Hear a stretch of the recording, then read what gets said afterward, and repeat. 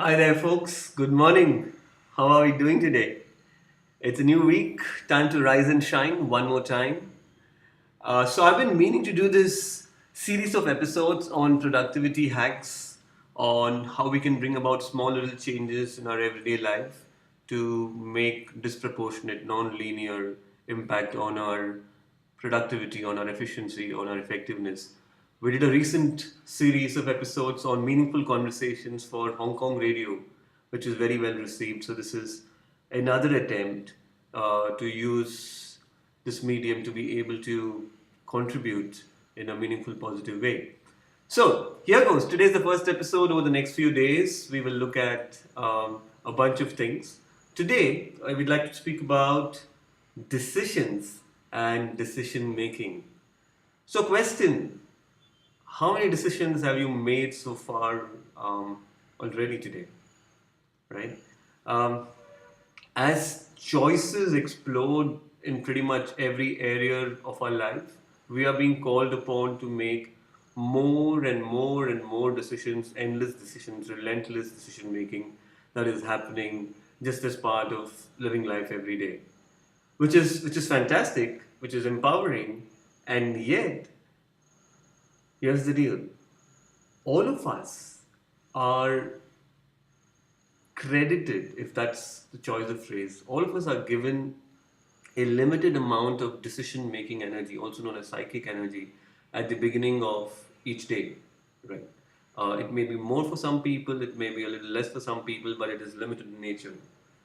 Now, the kicker is that it does not matter where you choose to focus that energy on. So, meaning to say that if I'm choosing to use that energy on deciding what are the clothes that I want to wear, or what is it that I should call for on Swiggy or Zomato in the afternoon, I'm using the same decision making energy I'd use if I were to decide which market should I enter for my startup, or what's the go to market strategy I'd like for my new product or my service, right? So it doesn't matter what is the decision, the nature of the decision that I make, the energy that I use remains exactly the same. And once I come towards the fag end of using that energy, I start making suboptimal decisions. I experience what can be called as decision making fatigue. There's a lot of science on this, there's a lot of research on this. Um, One case in point is, if you notice, Barack Obama, Mark Zuckerberg, Michael Dell, to name only three people, there are many others. What's common to them other than the fact that they have perhaps a lot of money or they're very famous? Think about it.